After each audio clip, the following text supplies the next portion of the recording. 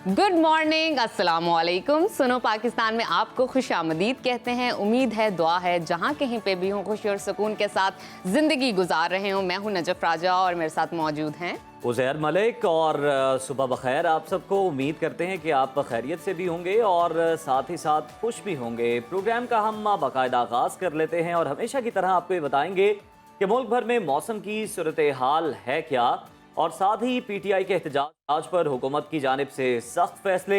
आखिर सियासी इस्तेहकाम के लिए ये सख्त फैसले कितने ज़रूरी हैं। बात करेंगे फ़लस्तीनियों से यकजहती के लिए आल पार्टी कॉन्फ्रेंस के इनकाद और मसला फ़लस्तीन पर पाकिस्तान के वाज़े दो टोक पैगाम की। आपको बताएंगे शहद की मक्खियों के डंक के जरिए होने वाले कदीम तरीका इलाज के बारे में।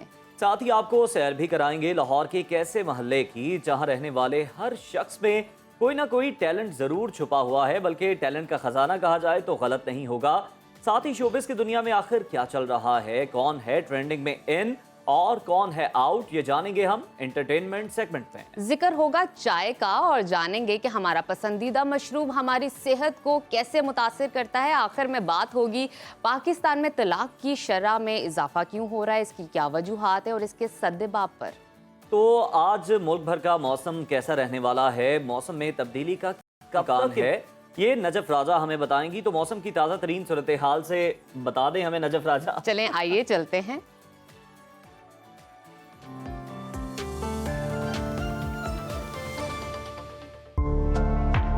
मुल्क भर में धूप की शिद्दत में कमी आ चुकी, जबकि रात को खुनकी महसूस हो रही है। आज बलाई पंजाब, शुमाल मशरकी बलूचिस्तान, खैबर पख्तूनख्वा, कश्मीर और गिलगित बल्तिस्तान में तेज़ हवाओं और गरज चमक के साथ बारिश का इम्कान है। इस दौरान बलाई खैबर पख्तूनख्वा और कश्मीर में चंद मकामात पर मूसलाधार बारिश और यालाबारी भी हो सकती है, जबकि मुल्क के दीगर इलाकों में मौसम खुश्क रहने की तवक्को है। आज मुल्क भर में मौसम कैसा रहेगा, आइए जानते हैं। सबसे पहले बात करते हैं बुलंदोबाला पहाड़ों की सरजमीन गिलगित बल्तिस्तान की, जहां मुख्तलिफ इलाकों में आज बादल बरस सकते हैं। गिलगित में आज ज़्यादा से ज़्यादा दर्जा हरारत 19 और कम से कम 14 डिग्री रहने का इम्कान है। स्कर्दू में ज़्यादा से ज़्यादा टेम्परेचर 16 और कम से कम 9 डिग्री रहने की तवक्को है। महकमा मौसमियात ने आज गिलगित बल्तिस्तान में तेज़ हवाओं और गरज चमक के साथ बारिश का इम्कान जाहिर किया है। अब रुख करते हैं ख्वाबों की सरजमीन आज़ाद कश्मीर का, जहां मुख्तलिफ इलाकों में आज बारिश का इम्कान है। दारुल हुकूमत मुजफ्फराबाद की बात की जाए तो वहां पर आज ज़्यादा से ज़्यादा दर्जा हरारत 27 और कम से कम 18 डिग्री रहने की तवक्को है। महकमा मौसमियात ने आज वादी के मुख्तलिफ मकामात पर गरज चमक के साथ बारिश और चंद मकामात पर यालाबारी का इम्कान जाहिर किया है। अब बात करते हैं मेहमान नवाजों की धरती खैबर पख्तूनख्वा की, जहां बलाई इलाके बादलों की लपेट में हैं। पेशावर में आज ज़्यादा से ज़्यादा दर्जा हरारत 29 और कम से कम 19 डिग्री रहने का इम्कान है। सवात में आज कम से कम टेम्परेचर 16 और ज़्यादा से ज़्यादा 24 डिग्री रहने की तवक्को है। महकमा मौसमियात ने आइंदा 24 घंटों के दौरान पेशावर, बुनेर, कोहाट, हंगोर, करग, बनू, लकी मरवत, डेरा इस्माइल खान और वजीरिस्तान समेत मुतादिद इलाकों में बारिश की पेशगोई की है। और अब चलते हैं आबादी के लिहाज से सबसे बड़े पाकिस्तान के सूबा पंजाब की तरफ, जहां बेशतर अजला में आज बारिश का इम्कान है। सूबाई दारुल हुकूमत लाहौर में ज़्यादा से ज़्यादा दर्जा हरारत 32 और कम से कम 22 डिग्री रहने की तवक्को है। वफाकी दारुल हुकूमत इस्लामाबाद में आज कम से कम टेम्परेचर 19 और ज़्यादा से ज़्यादा 29 डिग्री रहेगा। मुल्तान की बात की जाए तो वहाँ पर पारा कम से कम 24 और ज़्यादा से ज़्यादा 34 डिग्री रहने का इम्कान है। मौसम का हाल बताने वालों ने आज रावलपिंडी, अटक, चकवाल और झेलम समेत मुतादिद अजला में बारिश, जबकि मरी, गिलियात और गिरदोनवा में मूसलाधार बारिश और यालाबारी का इम्कान भी जाहिर किया है।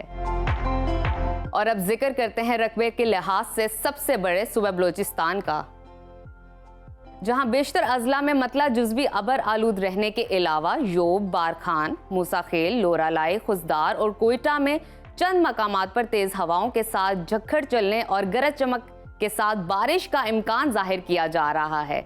कोयटा की बात की जाए तो वहां पर कम से कम दर्जा हरारत 12 और ज़्यादा से ज़्यादा 24 डिग्री रहने की तवक्को है। अब आपके साथ मौसम शेयर करते हैं कदीम तहजीबों की सरजमीन सूबा सिंध का, जहां अभी भी गर्मी की शिद्दत बरकरार है। कराची में ज़्यादा से ज़्यादा दर्जा हरारत 38 और कम से कम 26 डिग्री रहने का इम्कान है। हैदराबाद का जिक्र करें तो वहां पर कम से कम दर्जा हरारत 23 और ज़्यादा से ज़्यादा 31 डिग्री रहने की तवक्को है। महकमा मौसमियात के मुताबिक आइंदा 24 घंटों के दौरान सूबे के बेशतर मकामात पर मौसम गर्म और खुश्क रहने का इम्कान है।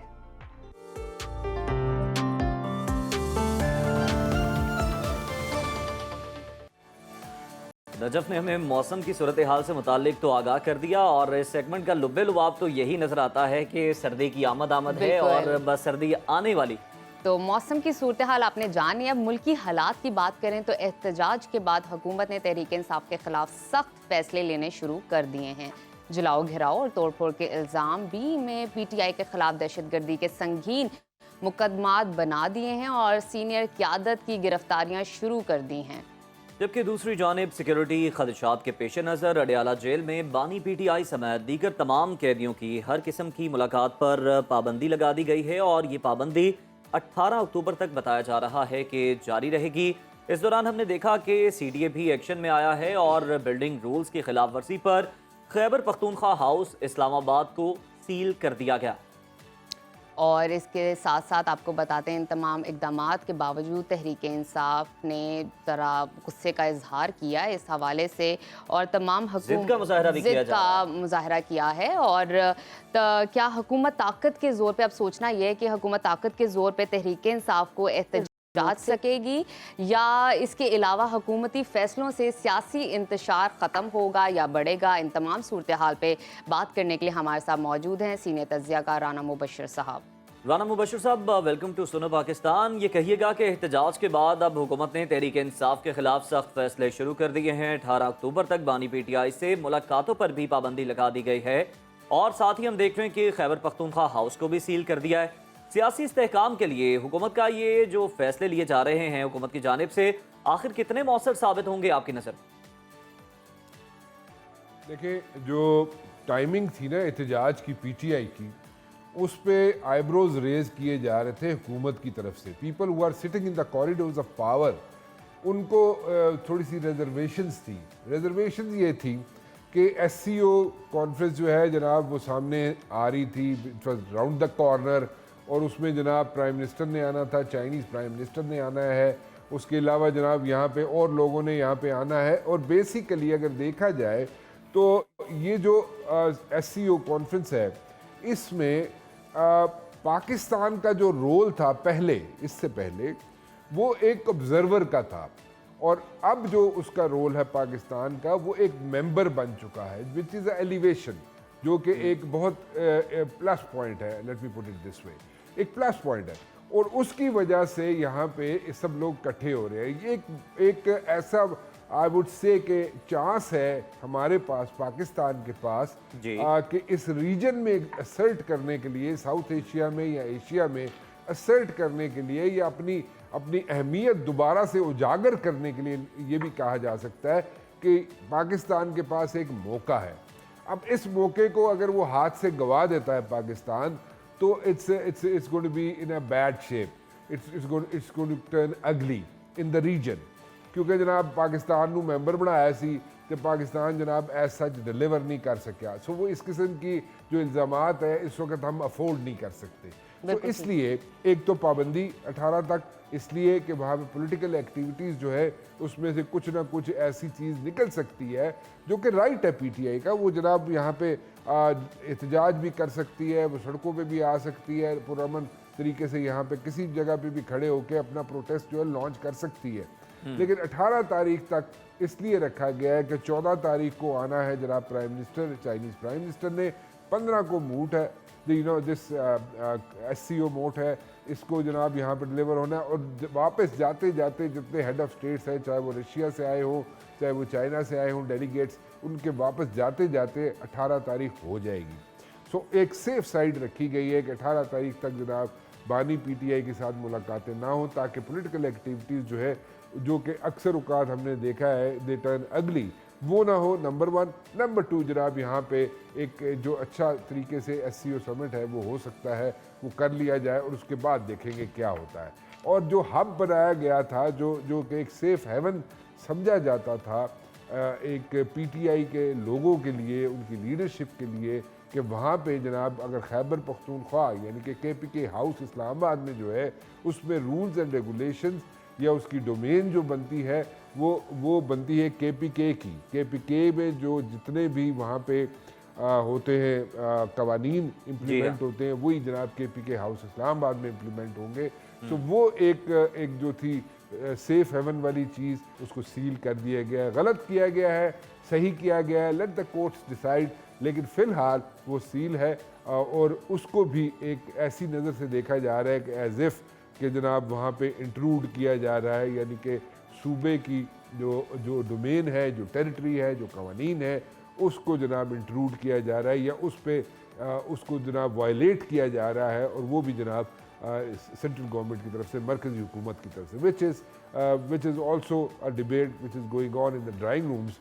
और आइंदा आने वाले दिनों में कैसे चीज़ें शेप अप होंगी, लेट्स सी। पॉलिटिकल चीज़ों की मैं बात कर रहा हूँ, लेकिन ये SCO समिट जो है that is more important, that is very important, और इसको हमने सक्सेसफुल करना है। बिल्कुल ठीक राना साहब, आपने बड़ी खूबसूरती से सिनेरियो को एक्सप्लेन किया है। और ये भी बता दीजिए कि तोड़फोड़ और जलाओ घिराव के इल्ज़ाम में हुकूमत ने तहरीक इंसाफ की क़यादत पर दहशतगर्दी के मुकदमात बना दिए हैं, रहनुमाओं की गिरफ्तारियां शुरू कर दी हैं। एहतजाज की हिकमत अमली PTI के लिए फ़ायदेमंद साबित होगी या नुकसानदेह, क्या देखते हैं आप? PTI एहतजाज करे ना करे, ठीक है जी, उस पर तो पर्चे बनने ही बनने हैं, ठीक है। अगर PTI वाले जलसे जुलूस करते हैं तो फिर भी उन पे पर्चे होते हैं। PTI वाले जनाब अगर एहतजाज करते हैं सड़कों पे आके, फिर भी पर्चे होने हैं उन पे, फिर भी उन्होंने हीट फेस करनी है, फिर भी उनके लिए सख्तियाँ ही सख्तियाँ हैं। सो दोनों सूरतों में उनके लिए सख्तियाँ ही हैं, because this is I would say a पे बैक टाइम, और इसमें उनके लिए कोई आसानियाँ नहीं हैं।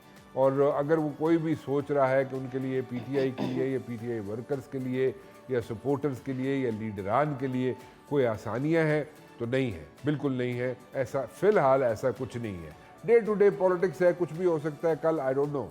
लेकिन आज अगर हम बात करें एज ऑफ नाउ, PTI के लिए, PTI की लीडरशिप के लिए, PTI के वर्कर सपोर्टर के लिए इस वक्त कोई आसानियाँ नहीं हैं, उनके लिए मुश्किलात ही मुश्किलात हैं।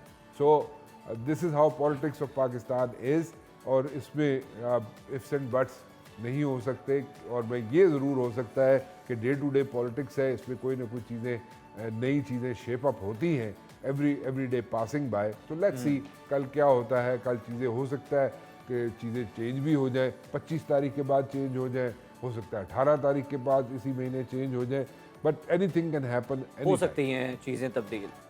सर ये भी कहिएगा कि पाकिस्तान पहले ही मौशी तौर पर बदहाली का शिकार है, मौशी हालत पतली है, IMF के पैकेज पे हम चल रहे हैं।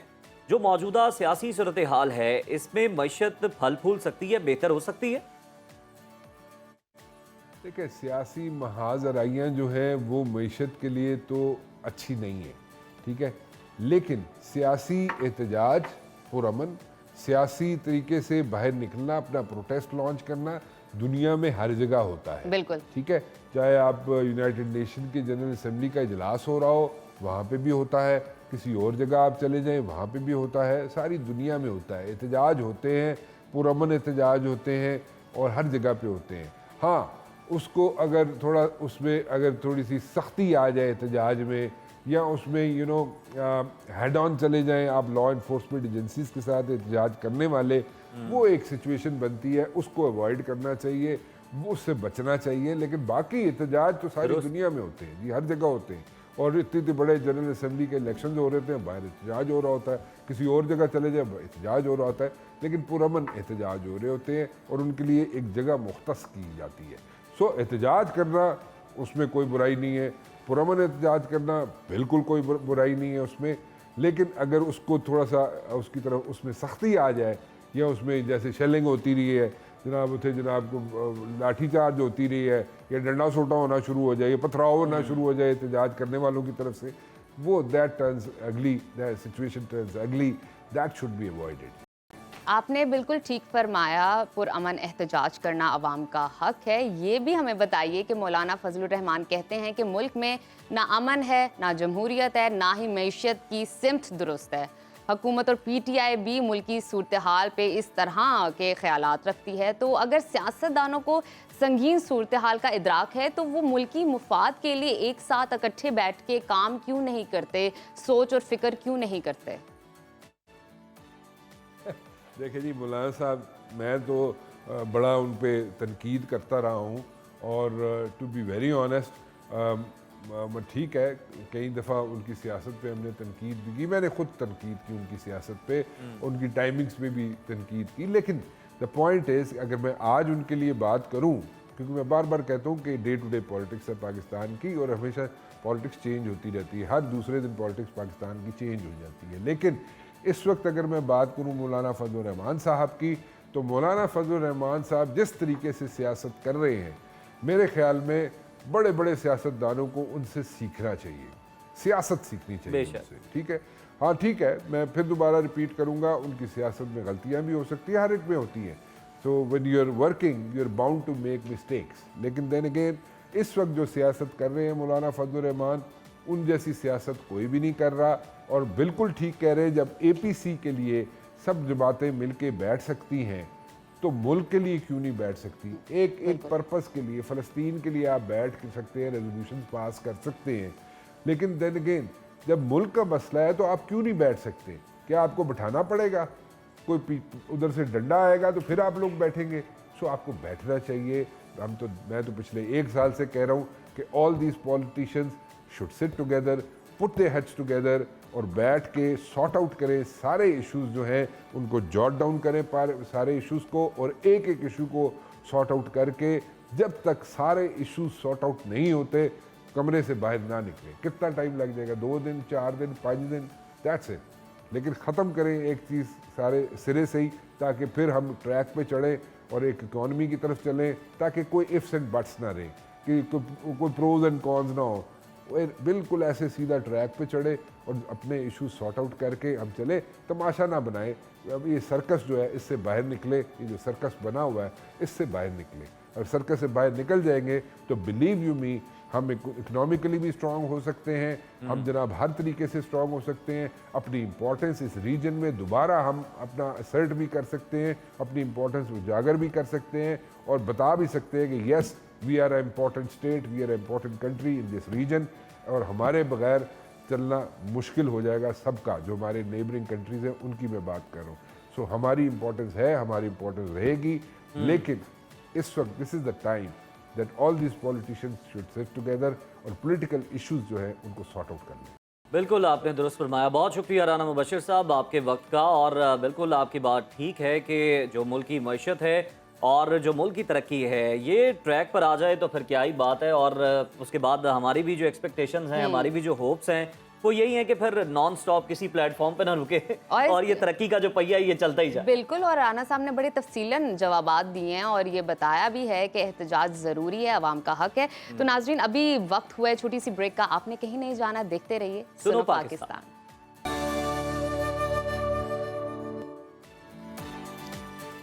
सुनो पाकिस्तान में आपको खुशामदीद कहते हैं। और अब फ़लस्तीन की सूरत हाल पर बात करते हैं। तो इसराइली दहशतगर्दी को 1 साल मुकम्मल हो गया है। गुज़िश्ता रोज़ फ़लस्तीनियों से इजहार यकजहती के लिए ऐवान सदर में ऑल पार्टीज़ कॉन्फ्रेंस का इनेकाद किया गया, जिसमें तहरीक इंसाफ के सिवा मुल्क की तमाम सियासी क़यादत ने भरपूर शिरकत की। कॉन्फ्रेंस में इसराइली जारहियत की भरपूर मजम्मत की गई, फ़लस्तीनियों के हक़ खुद इरादियत की गैर मशरूत हिमायत का ऐलान हुआ और मसला फ़लस्तीन को अक़वाम मुत्तहिदा और OIC की करारदादों के मुताबिक हल करने पर जोर दिया गया। वज़ीर आज़म शहबाज शरीफ ने ऐलान किया कि गजा में जंग बंदी और इसराइल के खिलाफ मुस्लिम ममालिक को मुत्तहिद करने के लिए हम एक वर्किंग ग्रुप बनाने जा रहे हैं, जो कि मुख्तलिफ ममालिक के दौरे करेगा और मुस्लिम उम्मा को एक प्लेटफॉर्म पर मुत्तहिद करेगा। सियासी क़यादत के बयानात अपनी जगह पर मौजूद। मगर खैरत की बात यह है कि फ़लस्तीन का दो रियासती हल होना चाहिए, या फ़लस्तीन मुकम्मल तौर पर एक आज़ाद रियासत हो, या फिर कौमी क़यादत तकसीम नज़र आ रही है हमारी बेसिकली इस हवाले से। इसी तमाम तर मामलात पर बात करने के लिए हमें ज्वाइन किया है चेयरमैन पाकिस्तान उलमा कौंसिल हाफिज ताहिर महमूद अशरफी साहब ने। सर, बहुत शुक्रिया आपके वक्त का। बिस्मिल्लाहिर्रहमानिर्रहीम नहमदुहु व नुसल्ली व नुसल्लिमु अला रसूलिहिल करीम।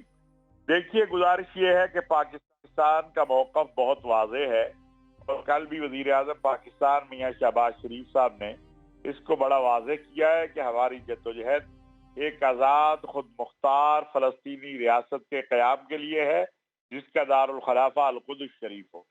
यही हमारा मौक़िफ़ है।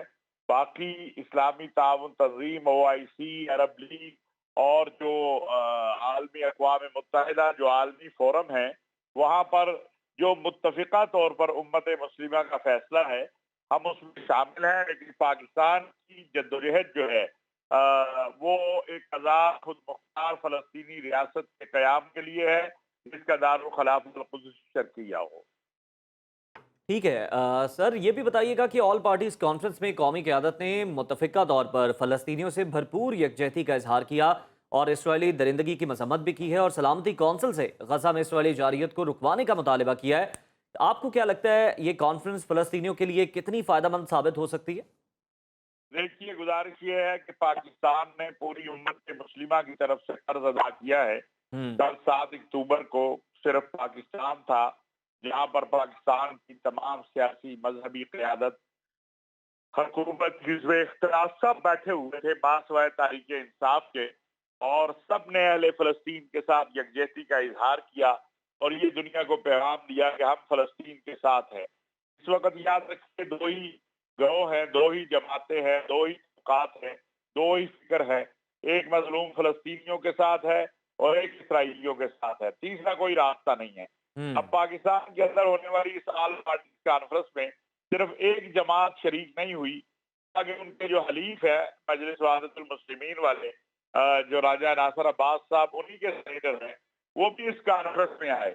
तो ये बड़ा वाज़ेह है क्या मजबूरी है तारीख इंसाफ की कि वो क्यों इस कॉन्फ्रेंस में नहीं आई, जो एक मिल्ली, शरई, अखलाकी, कौमी, इस्लामी जिम्मेदारी थी कि वो भी आते और एक पैगाम जाता कि सब लोग जो है मुत्तहिद हैं, मुत्तफिक है, अहले फ़लस्तीन के साथ खड़े हैं।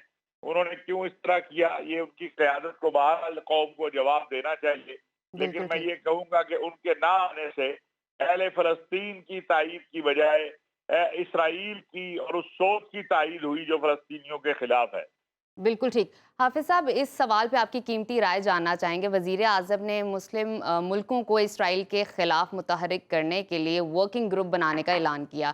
क्या पाकिस्तान मुस्लिम उम्मा को मुतहरिक कर सकेगा? देखिए, अल्हम्दुलिल्लाह पाकिस्तान आलम इस्लाम का एक अहम तरीन मुल्क है। हम एक मजबूत कौम है, एक मजबूत फौज है हमारी। हमारा एक वतन जो है वो हर लिहाज से अहम है। तो अगर पाकिस्तान कोई कदम उठाता है और इसमें हमारे साथ सऊदी अरब शामिल होता है, इसमें हमारे साथ तुर्की शामिल होता है, हमारे साथ दीगर अरब ममालिक, इस्लामी ममालिक शामिल होते हैं, तो हम एक बड़ा किरदार अदा कर सकते हैं। और ऑलरेडी इस मामले के ऊपर सऊदी अरब ने एक आलमी इत्तेहाद कायम करने का ऐलान किया है, जिसमें बाद यूरोपीय ममालिक भी शामिल है। तो हम ना सिर्फ उसकी भी तौसीक करते हैं, तायीद करते हैं, बल्कि हम समझते हैं कि हम सबको मिलकर OIC का प्लेटफार्म है, बाकी जो प्लेटफार्म है, उन्हीं को मजबूत बनाना है। इस वर्किंग ग्रुप का मकसद भी यही है कि जहाँ पर कोई हमारी ज़रूरत है या हम किरदार अदा कर सकते हैं, तो हम वो किरदार अदा करें, ताकि एक आज़ाद खुद मुख्तार फ़लस्तीनी रियासत कायम हो और इसराइल की बर्बरियत और वहशत और सफाकियत का खात्मा हो। हाफिज़ साहब, आखिर में आपसे ये जानना चाहेंगे कि इसराइल और ईरान के दरमियान जो जारी तनाज़ा है, ये अब हमारी सरहद तक पहुँचता दिखाई दे रहा है। आप क्या समझते हैं कि इस तनाज़े के पाकिस्तान पर कुछ असरात पड़ सकते हैं? देखिए, ईरान हमारा पड़ोसी भी है, इस्लामी भाई भी है। बिल्कुल। और पहली बात तो मैं ये बात बड़ी क्लियर कर दूं और वाज़ेह कर दूं, और ये बात बिल्कुल हम सब के ज़हनों में होनी चाहिए, पूरी कौम को पता है, होना चाहिए, पूरी उम्मत को पता होना चाहिए कि अल्हम्दुलिल्लाह पाकिस्तान एक मजबूत एटमी क़ुव्वत है आलम इस्लाम की। और बेशक। पाकिस्तान एक मजबूत जो है वो फौज रखता है, कभी इसराइल जुर्रत भी नहीं करेगा कि वो पाकिस्तान के खिलाफ कोई हमला करे या पाकिस्तान पर कोई अटैक करने की कोशिश करे। उनकी साजिशें यही होंगी कि वो पाकिस्तान को अंदरूनी तौर पर इंतशार पाकिस्तान में पैदा करें, दाखिली तौर पर जो है पाकिस्तान के अंदर तकरीब करें। जैसा आपने देखा है कि अभी एक तरफ जो है मुल्क के अंदर मुजाहरे जो है वो शुरू हुए, दूसरी तरफ जो है कराची में जो कल वाकया हुआ, और तीसरी तरफ आप देख रहे हैं कि खैबर पख्तूनख्वा में एक अजीब सा जो है तमाशा लगा हुआ है। तो ये लेकिन मैं ये बात एक आलम इस्लाम, आलम अरब का तालिब इल्म होने के नाते कहना चाहता हूँ कि अल्हम्दुलिल्लाह पाकिस्तान की मजबूत फौज की वजह से, मजबूत दिफा की वजह से इसराइल कभी सोच भी नहीं सकता है कि वो पाकिस्तान पर हमला करे और पाकिस्तान के खिलाफ कोई कदम उठाए। और इंशाअल्लाह आप माजी में भी और आप भी और मुस्तकबिल में भी पाकिस्तान की तरफ जो भी बुरी नजर से देखने की कोशिश करेगा उसका हाल अभिनंदन वाला ही होगा, जो सारी दुनिया ने देखा है और मालूम है। बिल्कुल, उनको भी अपना अंजाम मालूम है। बहुत शुक्रिया हाफ़िज़ ताहिर महमूद अशरफी साहब, बड़ी अहम फरमाई के अंदरूनी तौर पर तो इंतशार फैला सकता है हमारा दुश्मन, लेकिन दाखिली तौर पर ये उसके लिए बहुत मुश्किल है, क्योंकि हमारी मजबूत फ़ौज है। और साथ ही साथ ये ममालिक भी बाखूबी इस बात का इदराक रखते हैं कि जौहरी ताकत रखने वाले और एटमी ताकत रखने वाले मुल्क में कितना फ़र्क है। तो यहाँ पर हम एक ब्रेक शामिल करते हैं। ब्रेक के बाद प्रोग्राम में वापस आते हैं। आप कहीं मत जाइए और देखते रहिए सुनो पाकिस्तान।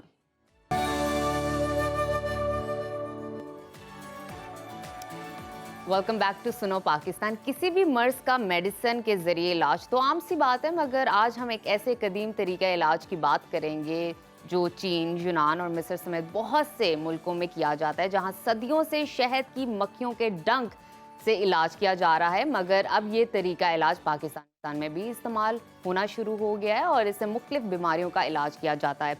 इस कदीम तरीका इलाज को एपी थेरेपी कहा जाता है। बिल्कुल, इसको एपी थेरेपी कहा जाता है और ये शहद की मक्खियों के डंक से इलाज किया जाता है। और ये पाकिस्तान में कितना मौसर साबित हो रहा है, इसी पर बात कर लेते हैं। हमारे साथ मौजूद हैं मदीहा बेग साहिबा, जो एपी हवाले से पाकिस्तान में काम कर रही हैं। Welcome to Suno Pakistan Madiha. सबसे पहले तो ये बताइएगा, ये किस किस्म का तरीका इलाज है और किन किन ममालिक में राइज है? आपने कहाँ से सीखा? मैंने पोर्चुगल से सीखा है, एपी थेरेपी एकेडमी से।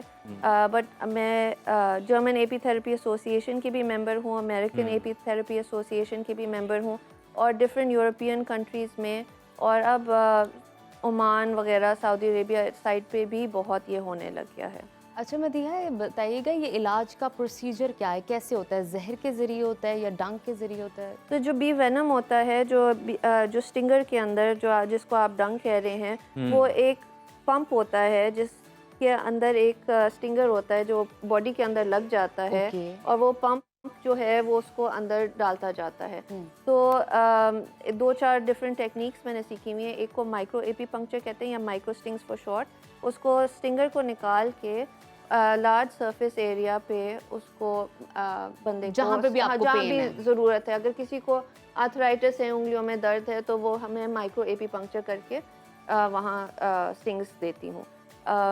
दर्द बिल्कुल भी नहीं होता जब माइक्रो स्टिंग्स कर रहे होते हैं, बट अगर कैंसर का इलाज कर रहे हैं और ज़्यादा देना होता है तो फिर हम फुल स्टिंग्स देते हैं। तो फुल स्टिंग्स में शहद की मक्खी को यूज़ किया जाता है। अच्छा, तो किन किन बीमारियों का इलाज इससे होता है? इसमें आर्थराइटिस बहुत आसानी से ठीक हो जाता है। कैंसर पे बहुत सारी रिसर्च हो रही है ऑस्ट्रेलिया में, और वेस्टर्न ऑस्ट्रेलियन यूनिवर्सिटी है एक, जो उन्होंने ये डिस्कवर किया है कि जब बी वेनम को एक कैंसर पे इंट्रोड्यूस किया जाते हैं तो उसका जो कैंसर का एक मेम्ब्रेन होता है, वो बी वेनम उसको डायरेक्टली डिस्ट्रॉय करती है, उसके अंदर होल्स क्रिएट हो जाते हैं। तो फिर आपका जो इम्यूनिटी है वो खुद जाके वो कैंसर सेल को बाहर निकाल सकता है। अच्छा मदीहा, हमने तो हमेशा यही सुना है, मतलब जो न्यूज़ आती है कि किसी मुल्क में जी मक्खियों ने हमला कर दिया, किसी ने उन्हें छेड़ा, बेचारियों को उन्होंने हमला किया और उससे कई लोग जख्मी हो गए हैं।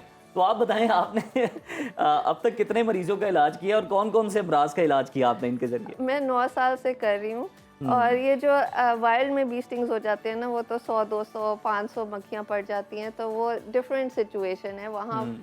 एक शॉकिंग सिचुएशन भी है और उसमें बहुत ज़्यादा आपको एकदम से बी वेनम मिल रहा है। जब मैं शुरू करती हूँ तो शुरू में एक माइक्रो स्टिंग से करती हूँ और फिर उसको आहिस्ता आहिस्ता बढ़ाते चले जाते हैं। तो नेक्स्ट टाइम में भी हम 1 करेंगे, फिर हम नेक्स्ट टाइम 2 या 3 करेंगे। तो इस सेशंस होते हैं यानी सेशंस होते हैं। तो इट डिपेंड्स किसको क्या ज़रूरत है, कहाँ पे कैसे ज़रूरत है। अगर जैसे फ्रोजन शोल्डर्स हुए होते हैं लोगों को तो वो 1-2 स्टिंग्स में ठीक हो जाते हैं। मदीहा ये बताइए कि अब तक कितने मरीजों का इलाज कर चुकी हैं, क्योंकि आपने भी बताया कि आपको 9 साल हो गए हैं इस फील्ड के अंदर, और कितना टाइम ड्यूरेशन लगता है एक मर्ज को, एक डिजीज़ को ख़त्म करने के लिए? तो इट रियली डिपेंड्स कि उस बंदे को क्या डिजीज़ है, कितनी उसकी प्रोग्रेशन हो गई है। कुछ ऐसे लोग भी हैं जो 1 स्टिंग से उनकी नी ठीक हो गई है और कुछ लोग ऐसे भी हैं they had to come to me के 5 महीने भी लगते हैं। ठीक है। तो बट ऑब्वियसली 5 महीने भी जाके नी रिप्लेसमेंट से बेहतर है कि आपका अपना नी वो बिल्कुल। बेहतर काम कर रहा हो। फ्रोजन शोल्डर्स मैंने देखा है, अगर बंदा यंग है, फिजियोथेरेपी कर रहा है या जिम गोइंग है तो वो 1 या 2 स्टिंग से ठीक हो जाते हैं। एंड ओल्डर पीपल को 8-9 सेशंस लग जाते हैं। तो इट रियली जस्ट डिपेंड्स कि क्या बीमारी है। और as far as it goes कि कितने किए हैं, अब 9 इयर्स में मैंने काउंट तो याद भी नहीं है। मुझे याद भी नहीं। मदीहा ये बताएं कि किस बीमारी, कौन सी वो खास बीमारी है या स्पेसिफिक हम अगर कर लें तो उसके इलाज में ये बहुत ज़्यादा मौसर साबित हुई? तो जो सबसे ज़्यादा मैं आपको रेकमेंड करूँगी वो इम्यूनिटी बूस्टिंग के लिए करूँगी। अगर आपको कोई बीमारी भी नहीं है और आप महीने में 1 स्टिंग कर लेते हैं तो आप ये नोटिस करेंगे आपको नज़ले, ज़ुकाम, खांसी, फ्लूज होने रुक जाते हैं। You are just healthier in general और इट्स ऑल्सो प्रिवेंटिंग कैंसर। तो अगर आप बड़ी बड़ी बीमारियों से लॉन्ग टर्म बच रहे हैं तो why wouldn't you come and get 1 sting a month. Madiha आने वाली हैं तो मेरा ख्याल है कि बजाय आप नज़ले ज़ुकाम के लिए वैक्सीन लगवाएं, बल्कि हम इस पे ना ट्राई कर लिया। हाँ बिल्कुल ट्राई करते हैं। और ऑफ द रिकॉर्ड हम इनसे बात ही कर रहे थे कि आपने खुद पे भी ट्राई किया है कभी? नहीं, तो मैं खुद करती हूँ, मेरे बच्चे करते हैं। मैं अच्छा, अपनी अम्मी फ्लू को में करती हूँ। मतलब पैनाडोल नहीं है आपके घर? पैराडोल तो हम पता नहीं सालों से नहीं यूज़ की। अच्छा, ये आपकी पाली हुई है? ये मेरी पाली नहीं है। आपकी पालतू है? आपको तो नहीं डंग मारती है घर? तो बहुत रेयर है कि मुझे स्टिंग डायरेक्टली कोई अब करे। शुरू में क्योंकि मैं आप आज़ाद ही नहीं छोड़ दी। नहीं वो आज़ाद अभी हम ही देख- है। अच्छा काम आपने करवाते उन्हें हैं। जार में रखा हुआ है और उनके पास शहद है, वो क्यों निकलेंगी बाहर? नहीं दे वेरी हैप्पी। लेकिन पहले मैं फुल जब मैं शुरू से बी कीपर थी तो मैं अपनी हैट और वेल और ग्लव्स पहनती थी। अब मैं ये भी नहीं पहनती क्योंकि अगर स्टिंग हो जाए तो मेरा ही फ़ायदा है। तो मैं तो वेट करती हूँ कि खुद से ही हो जाए तो बेहतर है। बिल्कुल ठीक। अच्छा मदीहा बताइएगा कि मेडिकल साइंस इस प्रोसेस को, इस मेडिकल ट्रीटमेंट को एक्सेप्ट करती है और वेस्ट में इसकी मकबूलियत और कबूलियत किस हद तक है? तो you can go to different websites like Western Australian University का जो है, आप डालें Western Australian University bee venom and cancer, वो आपको पूरी रिसर्च आ जाएगी। एक वुहान में उन्होंने बी कीपर्स एसोसिएशन है, उन्होंने after the first wave of COVID they went to every bee keeper, every apitherapist और उनका every patient and they discovered not a single person got COVID. तो they interviewed over 5000 people. ठीक है, तो ये सारी चीज़ें ऑनलाइन अवेलेबल हैं। डरावनी चीज़ें भी अवेलेबल हैं कि ओहो बी काट जाएगी तो आप मर जाएंगे, लेकिन ये इस तरह नहीं है। I have an EpiPen on hand. ठीक है, एंटी हिस्टामीन्स होती हैं। मैं हमेशा एलर्जी टेस्ट करती हूँ पहले, और फिर अगर एलर्जी टेस्ट पास हो जाए बंदा, फिर हम थेरेपी करते हैं। ऐसे नहीं है कि बस अब मक्खियाँ छोड़ दी। तो मदीहा अगर खतरे की बात नहीं है तो आप इस जार में हाथ डाल सकती हैं? हाँ डाल सकती हूँ, ये देखें। बस ये ख्याल रखिएगा कोई बाहर ना निकल जाए। बाहर निकले तो वो जरा आपने थोड़ा सा मुझे ऊपर बोला। उठा के इसे ताकि कैमरे में भी आ सकेंगे। मतलब इसमें अगर स्टिंग हो जाए तो हो जाए, मतलब it's good for you, you know. अच्छा मदीहा, जैसे कि हाँ। अभी आप कह रही थी कि लोग डर जाते हैं सबसे पहले इसका नाम सुन के, तो इलाज की बात तो दूर से है, तो इसकी आगाही के लिए, इसकी अवेयरनेस के लिए कोई कैंपेन करती हैं, कोई लेक्चर्स या सेमिनार्स वगैरह डिफरेंट मुझे यूनिवर्सिटी? कोई बुला लेता है तो मैं चली जाती हूँ, जैसे आपने बुला लिया। लेकिन मैं खुद इतनी बिजी हूँ, मेरे पेशेंट्स खुद ही चले आ रहे होते हैं कि मुझे कोई अभी ज़रूरत नहीं पड़ी तो। यानी लगता है मदीहा लंबी लाइन लगी हुई है पेशेंट्स की आपके पास। हाँ, क्योंकि कोई एक बंदा ठीक होता है वो 20 मतलब लोगों को ऑलरेडी अवेयरनेस है इस बात में। मौके का फायदा उठाएं नजब, ये सवाल ना करें आप। मैं तो ये प्रोसीजर समझना चाह रही हूँ ताकि इकट्ठे जा सके इस काम के लिए। आगे चले मैं भी सर्दियां आ आपको रही शाना हैं। बशाना हूँ, अगर यहाँ पे हूँ तो फिर वहाँ पे भी। बिल्कुल। और मेरा ख्याल है मदीहा साहिबा का हम शुक्रिया अदा कर दें। मदीहा आपका बहुत शुक्रिया, आपने you so अपने much. मसरूफ कीमती वक्त में से वक्त निकाला, अपने मरीजों का टाइम जो है ना वो आपने हमें दिया, तो हम आपका शुक्रिया अदा करते हैं। तो और नाज़रीन, यहाँ ये पे एपिथेरेपी से डिस्क्लेमर मुताल्लिक भी दे देते हैं उज़ैर कि आपने घर में बैठ के किसी छत्ते के अंदर उंगली या हाथ नहीं देना, क्योंकि मदीहा प्रॉपर प्रोटेक्शन के साथ काम करती हैं और आपसे ट्रीटमेंट ले सकते हैं। देखिए वो ना माइक्रो स्ट्रिंग होता है, तो ये आप डायरेक्ट ना करें, वो डायरेक्ट कांटेक्ट करेंगे ना तो ये आपके लिए नुकसानदेह हो जाएगा, तो इससे आपने लाजमी तौर पे बचना है। बिल्कुल। और अब एक इंटरेस्टिंग न्यूज़ शामिल करते हैं। उज़ैर, आपको पता है कि अब तक की ऊंची इमारत कौन सी है दुनिया में? बुर्ज अल खलीफा।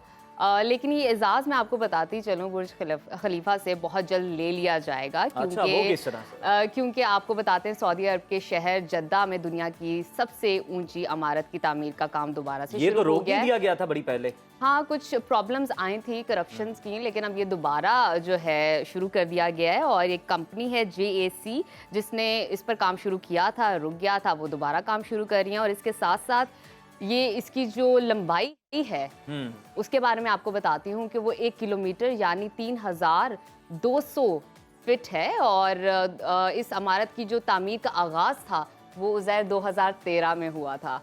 हाँ जी, मगर कुछ करप्शन के इल्ज़ामात सामने आए थे और उसकी वजह से फिर इसकी तामीर रोक दी गई थी, उसमें कुछ ताख़ीर हुई थी। लेकिन इस इमारत को बनाने वाली कंपनी JAC ने अब इसकी दोबारा तामीर का आगाज़ कर दिया है। बिल्कुल। और कंपनी ये बता रही है कि जनाब ये इमारत 2028 तक हम मुकम्मल कर लेंगे, और उसके बाद जिन जिन के पास एहसास है दुनिया की ऊंची तरीन उसके बिल्डिंग्स बाद मैं का, आपसे ये वो सवाल हम छीनने वाले पूछूंगी हैं। तो आप इसका नाम लेंगे। तो नाज़रीन, अभी वक्त ब्रेक का, आपने कहीं नहीं जाना, देखते रहिए सुनो Pakistan. Welcome back to Suno Pakistan. Programme में अब वक्त हुआ है शोबिज़ गॉसिप्स का। तो रंगो रंग की इस दुनिया में जानेंगे किस ड्रामे की धूम है, कौन सी जोड़ी शायकीन की मोहब्बतें समेट रही है और कौन सा जो OST है ट्रेंडिंग कर रहा है। बिल्कुल, और लोग अपनी पसंदीदगी का इजहार भी कर रहे हैं। इसके अलावा नए सितारों में से कौन सी जोड़ी टॉप पर है, किस ड्रामे के ख़त्म होते ही उसके सीज़न 2 की बातें शुरू हो चुकी हैं, यानी अवाम इतनी बेताब है कि उस ड्रामे को इतना पसंद किया गया है कि लोग चाहते हैं कि इसका सीज़न 2 भी बनाया जाए। और ये भी हम जानेंगे कि कौन सा पाकिस्तानी अदाकार एक बार फिर से भारतीय सिनेमा पर राज करने को तैयार है। इन सब सवालों के जवाब जानेंगे हमारे एंटरटेनमेंट सेगमेंट में। हमारे साथ मौजूद हैं हमारे मेहमान, film and drama critic Haroon Shoaib. Haroon, welcome to Suno Pakistan. ये बताइएगा कि सबसे पहले तो हमारे नाजरीन को कि इस हफ्ते के टॉप ट्रेंडिंग ड्रामे आखिर कौन से रहे? जी, टॉप ट्रेंडिंग ड्रामे इस हफ्ते में और गुज़िश्ता हफ्ते में मैं अगर 1, 2, 3 करके आपको बताऊं तो ऑफ कोर्स हमें पता है कि सारा मुल्क ही इस वक्त जो है बड़े गौर से मुस्तफा और शजीना की जो कहानी है उसको देख रहा है। तो अच्छा। कभी मैं कभी तुम जो है वो नंबर 1 पे है, जाहिर है, और बहुत पॉपुलर है, लोग उसके साथ जुड़े हुए हैं। हारून, देख देखिए रहे हैं आप हारून, कहानी में क्या इसमें देखे ना, फहद से किसी ने क्रेडिट छीन लिया उसकी गेम बनाने का, लेकिन आपने क्रेडिट नहीं छीना, आपने पहले नंबर पे रखा। जी बिल्कुल बिल्कुल, वो मेरे लिए तो अभी पहले नंबर पे वही ड्रामा है। और बात है। बहुत ही खूबसूरत ड्रामा है, बहुत खूबसूरत कहानी है, हल्के फुल्के अंदाज में जिंदगी के जो रियलिटीज हैं उनको बहुत खूबसूरती से पेश किया गया है। दोनों एक्टर्स बहुत अमेजिंग केमिस्ट्री है, बहुत अच्छी एक्टिंग कर रहे हैं। तो मेरे ख्याल में जो अभी और पॉपुलैरिटी के हवाले से भी अगर आप देख लें, व्यूज अगर आप देखते हैं ऑनलाइन कितने आ रहे हैं, तो कभी मैं कभी तुम तो नंबर 1 पे है। नंबर 2 पे मैं कहूंगा कि वही ड्रामा जिसकी तरफ आप भी इशारा कर रहे थे, वो अपने कहाँ पे पहुंचा, लेकिन वो भी अपनी पॉपुलैरिटी की उसने दबे लफ्जों में अपनी इशारा किया है, अब आप खुल के जरूर बताएंगे बात उसका। की। जी, और वो नाम है जी बिल्कुल जेंटलमैन। और जेंटलमैन जो है वो लोगों को बहुत पसंद आया। मेरे ख्याल में बहुत अच्छे बाद एक ड्रामे की इतनी अच्छी एंडिंग हमें देखने को मिली। मुझे तो बहुत पसंद आई। हारून, कहा जा रहा है ये इसकी स्टोरी बहुत अच्छी है। इस तरह की स्टोरी इससे पहले हमने स्क्रीन पे नहीं देखी, लोगों ने एंजॉय नहीं की। नहीं तो सोसाइटी से रिलेटेड ही, रिश्तों से रिलेटेड ड्रामा बनते हैं, लेकिन इसकी स्टोरी बड़ी बिल्कुल अलग यूनिक है। बड़ा डिफरेंट सा एक उन्होंने ट्रीटमेंट किया थी स्टोरी का, और कहानी बहुत खूबसूरती से आगे बढ़ती हुई अपने खुदाम पे पहुंची। और फिर अगेन एक क्लिफ हैंगर भी खलील साहब ने उसमें फेंक दिया जब उन्होंने ये रिवील किया कि मुन्ना भी जिंदा है और देयर कैन बी अ अच्छा, पार्ट 2। तो जिस तरह आप कह रहे थे कि इसका एक सीक्वल हो सकता है बिल्कुल। जिसमें मुन्ना फिर वापस आए और जरना आपको पता चले कि जी मुन्ना भी जिंदा है, और फिर देखेंगे कि मुन्ना जो है वो बदमाश बनता है या जेंटलमैन बनता है। बिल्कुल हारून, और ये भी सुनने में आया कि आखिरी एपिसोड तो आ गई और उसके कुछ ही देर बाद हमने देखा कि वो 5 मिलियन व्यूज तक भी पहुंच गई है। हमने तो अभी ड्रामास की बात की है, अब ओएसटी पे आ जाते हैं, क्योंकि ये मुझे लगता है किसी भी ड्रामा की जो बैकबोन है हारून, वो ओएसटी होती है, उसका गाना होता है। तो ट्रेंडिंग क्या कर रहा है ओएसटी में? बिल्कुल जी, ओएसटी पाकिस्तान में ड्रामों की मकबूलियत में कहानी जितना बड़ा किरदार अदा करती है, उतना ही बड़ा किरदार उसका ओएसटी भी करता है। ऑफिशियल साउंड ट्रैक ओएसटी यानी जो उस गाने का एक थीम सॉन्ग होता है, वो ये 90s से हम देखते चले आ रहे हैं कि ड्रामों में ओएसटी का रुझान चलना शुरू हुआ, और उसके बाद अब तो जो है वो गाना बाद में रिलीज हो, ड्रामा बाद में रिलीज होता है, उसका गाना पहले रिलीज होके व्यूज समेट रहा होता है। तो ओएसटी जो इस दफा मुझे बहुत अच्छे लग रहे हैं, दो हैं। एक तो वही अगेन मुस्तफा और शर्जीना की केमिस्ट्री के साथ जुड़ा हुआ चल दिए तुम कहाँ पे, बहुत ही रोमांटिक सा मासूम सा गाना, और मजा आता है उसको सुन के, और वो जब भी वो ट्यून सुनने को मिलती है फौरन जो है वो ड्रामा और उन दोनों की जो केमिस्ट्री है वो जहन में आ जाती है। तो बहुत खूबसूरत ड्रामा है, गाना है, और ये ओएसटी मेरे ख्याल में इस ड्रामे के पॉपुलैरिटी में इसका एक बहुत बड़ा रोल है। वो यही गाना था जी, आतिफ असलम की आवाज में जेंटलमैन का ओएसटी जो था, ये मेरे दूसरे नंबर के ऊपर है। मुझे आतिफ बहुत पसंद है। टेक्निकली स्पीकिंग ये पहले नंबर पे होना चाहिए था, लेकिन मैंने, क्योंकि मैं अवाम की पॉपुलैरिटी को रिफ्लेक्ट कर रहा हूँ, तो मैंने इसलिए इसको दूसरे नंबर पे रखा। लेकिन ये बहुत खूबसूरत गाना है। और दूसरा चीज जो मैंने बताया आपको कि कभी मैं कभी तुम का चल दिए तुम कहाँ पे, बहुत ही melodious, very very soft song, and everybody is loving it, और ये गाने की पहचान, ये ड्रामे की पहचान बन गया है। नहीं हारून, ये ओएसटी भी सुनवा दिए, तो हमें ये आप बताएं कि खास तौर पे आपको इस ओएसटी में सबसे ज्यादा क्या अच्छा लगा, क्या ज्यादा पसंद आया आपको इसमें? अच्छा, इसकी बड़ी मॉडर्न साउंड है, अगर आप गौर से सुने तो बड़ा एक नया यंग एज के साथ, और जो मुस्तफा का कैरेक्टर है कि वो एक गेमर है, एक लाउबाली सा इंसान है, और वो एक जेनजी के साथ, वो जेनजी तो नहीं है ऑफ कोर्स, मुस्तफा जेनजी में नहीं आते, लेकिन वो जेनजी के साथ एसोसिएट करता है। तो वो जो है जेनजी का जो साउंड है वो आजकल यही है, और मेरा 14 ईयर ओल्ड का बेटा जो है उसको ये सारे लिरिक्स याद है और वो अक्सर ये गाना गाता है। तो इससे अंदाजा हो सकता है कि किस एज ब्रैकेट को इस गाने ने बहुत अपील किया है। बिल्कुल ठीक। हारून, ये बताइएगा बिस्मिल का जो ओएसटी है उसकी क्या ट्रेंडिंग रेटिंग चल रही है, वो कहाँ पर है, शायकीन कैसे उसको पसंद कर रहे हैं? बिल्कुल ऐसा ड्रामा जो है वो अपनी क्लिप में ले रहा है ऑडियंस को, और साथ साथ ओएसडी भी पॉपुलर हो रहा है उसका। ओएसडी जिस तरह हमारा ट्रेडिशनल होता है, एक बड़े हाई नोट के ऊपर उसका ओएसडी जाता है, और मजा आता है उसका ओएसडी सुनकर भी। तो बिस्मिल का ओएसटी भी उस ड्रामे की पहचान बनता जा रहा है। अब आपने इतनी तारीफ कर दी है, मेरा तो दिल कर रहा है अब सुन लिया जाए। ये ओएसटी भी बड़ा जबरदस्त था और बड़ा मजा आया सुन के। हारून, ये बता दें कि जिस तरह से हम पहले बात कर रहे थे फहद मुस्तफा हानिया आमिर की केमिस्ट्री का, ओएसटी भी जो है उसमें उनकी बड़ी केमिस्ट्री दिखाई गई है, उन्हें फिल्माया गया उसमें। तो ट्रेंडिंग जोड़ी कौन सी है आपकी नजर में इस पर? एक तो आप पब्लिक की बताते हैं नजर में क्या चल रहा है, एक अपनी नजर से भी बताइएगा। दोनों बता दें आप। हाँ। अच्छा, पब्लिक की नजर में तो बिल्कुल मुस्तफा और शर्जीना चल रहे हैं। और कल मैं देख रहा था कि जोसेफ को बहुत गालियां पड़ी थी, क्योंकि उन्होंने जो है वो मुस्तफा का गेम का सारा क्रेडिट जो है वो उन्होंने ले लिया, और ऑनलाइन जो है वो सोशल मीडिया के अच्छा, वो उन्होंने उसके साथ गेम कर दिया है हारून, वो उन्होंने गेम किया, गेम कर गया है। तो वो जो है वो मुस्तफा बेचारा इस वक्त बहुत ज्यादा जो है वो डिप्रेस्ड है। तो लोग भी उनके साथ जो है वो उदास हैं, और महसूस कर सकते हैं कि जब एक नया शादीशुदा जोड़ा अपनी जिंदगी बनाने की कोशिश कर रहा हो और इस तरह की कोई उनके साथ चीट हो जाए, तो फिर वो आप ट्रेजेडी चेक करें ना ड्रामे की, कि एक तो बेचारे के साथ गेम बनाने वाले के साथ गेम हो गई, और फिर बेचारे की बाइक का फ्यूल भी खत्म हो गया, वो उसको बड़ी दूर धक्का लगा के ले जानी पड़ी। बड़ी ट्रेजेडी भी है इस ड्रामे के अंदर। रोजमर्रा के चैलेंजेस हैं, रोजमर्रा के चैलेंजेस हैं जो हम सब फेस करते हैं। बिल्कुल उज़ैर, बहुत जबरदस्त तरीके से आप फॉलो कर रहे हैं ड्रामे को, हमें पता चल गया है। अच्छा, मैं जानना चाहूंगी हारून, नए चेहरों के हवाले से आपकी राय शायकीन की जानिब से बताइएगा कि नए चेहरे किस तरह काम कर रहे हैं, अपने फन को किस तरह उभार रहे हैं, और किस जोड़ी को ज्यादा पसंद किया जा रहा है? बिल्कुल। अच्छा देखिए, उसमें तो खुशहाल खान, हमें पता है कि नया चेहरा तो नहीं है, लेकिन खुशहाल बहुत अच्छे एक्टर निकल के आए हैं, और माशाल्लाह उनका ड्रामा आ रहा है जिसमें वो लीड पे हैं। दुनियापुर बहुत बड़ा ड्रामा, बड़े स्केल पे, बड़ी कास्ट के साथ। रमशा और खुशहाल को लोगों ने केमिस्ट्री देखी है, एक एपिसोड आया अभी, लेकिन लोगों ने उनको बहुत पसंद किया है। तो मुझे लगता है कि वो एक ऐसे एक्टर हैं जिनको we have to watch out for. इंशाल्लाह अगले सालों में उनको अच्छे रोल मिलते रहें और वो इसी तरह अपना करियर आगे लेके चले, तो he will again be one of the top heroes of Pakistan इंशाल्लाह सून।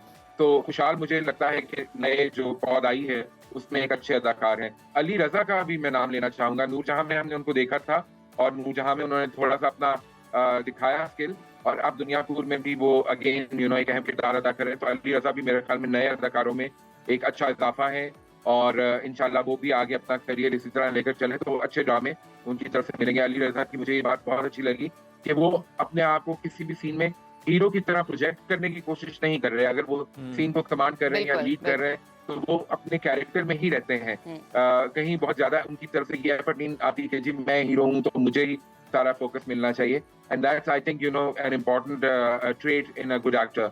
बिल्कुल, आपने बड़ी आपने टेक्निकल बात की है हारून कि सिर्फ हीरो ही नहीं होता किसी भी ड्रामे या फिल्म में। आप कोई भी कैरेक्टर करें लेकिन उसमें ऐसी जान डालें, उसके साथ ऐसा इंसाफ करें कि वो आपकी पहचान बनता है। बिल्कुल बिल्कुल ऐसे ही है।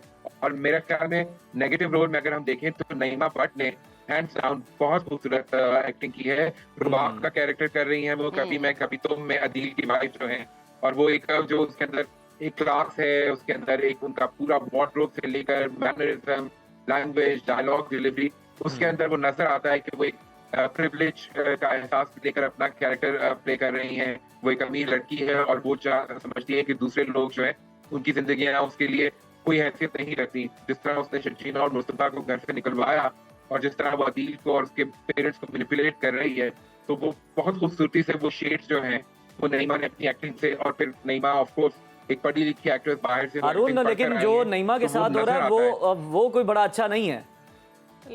लोगों का रिस्पॉन्स, हाँ वो जाहिर है कि एक नेगेटिव कैरेक्टर को हर तरह का रिस्पांस मिलता है।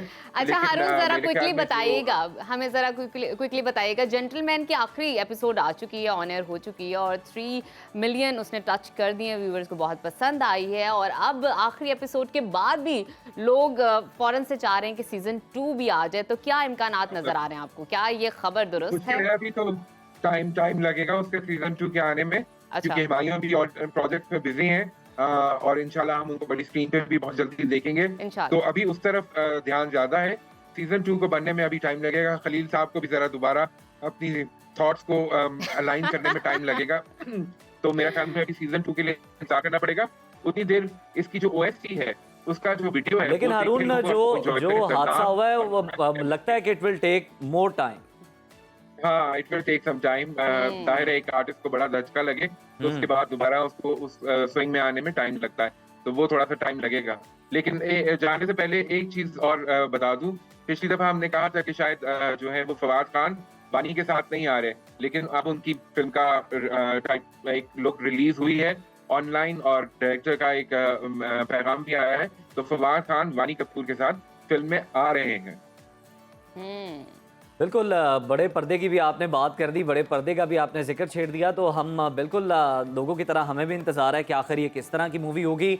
और फवाद खान अपनी पहले ही हमने देखा कि बॉलीवुड में पहचान तो बना चुके। साथ ही हम पाकिस्तानी ड्रामास की अगर बात करें तो वो भी सरहद पार उन्हें बड़ा पसंद किया जाता है, सिर्फ पाकिस्तान में नहीं, बहुत पसंद किया जाता है। स्टोरीज को, हमारी केमिस्ट्री को, हमारे स्क्रिप्ट को, फिर जिस तरह हम डिलीवर करते हैं, जो हमारे अदायगी होती है, हर चीज को बड़ा इंस्टाग्राम पे हम देखते हैं कि बड़ी दाद दी जा रही होती है। वहाँ के जो बड़े बड़े स्टार्स हैं वो बड़ा अप्रिशिएट कर रहे होते हैं, स्टोरीज को बड़ा लाइक कर रहे हैं। दिलजीत ने उनको कितना प्रेज किया है कि मैं आपके ड्रामास देखता हूं, मतलब बड़ी बात आएगी। चले हम तो फिर यही अब उम्मीद करते हैं कि इस इंडस्ट्री से, इस मैदान से तो अच्छी खबरें आती रहें, नाम रोशन करते रहे। तो मेरा ख्याल हम अब एक ब्रेक शामिल कर लेते हैं, ब्रेक के बाद दोबारा हाजिर होते हैं। आप कहीं मत जाइए, देखते रहिए सुनो पाकिस्तान।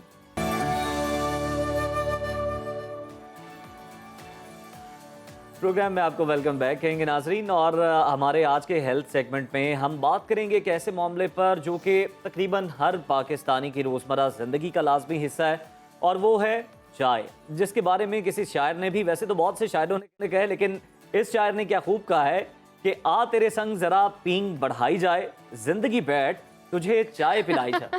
क्या बात है उज़ैर, कमाल कर दिया आपने। एक रिपोर्ट के मुताबिक, ये भी मैं आपको बताती चलूं कि आपकी नॉलेज में इजाफा करूं, पाकिस्तानी हर साल तकरीबन 2.5 लाख टन चाय पी जाते हैं और बात यहीं पर ख़त्म नहीं होती।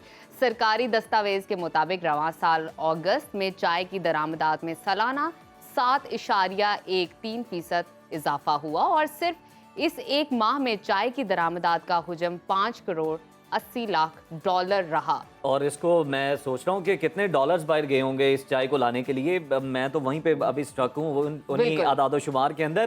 खैर ये तो एक वाकई हैरत अंगेज चीज़ है ही नजफ, लेकिन आपको ये भी मालूम है कि दुनिया में सबसे ज़्यादा चाय कौन से ममालिक में पी जाती है? तो हम आपको बताते हैं। इस लिस्ट में टॉप पर श्रीलंका, अर्जेंटीना, तुर्की, पैराग्वे, वियतनाम और चीन के नाम सामने आते हैं।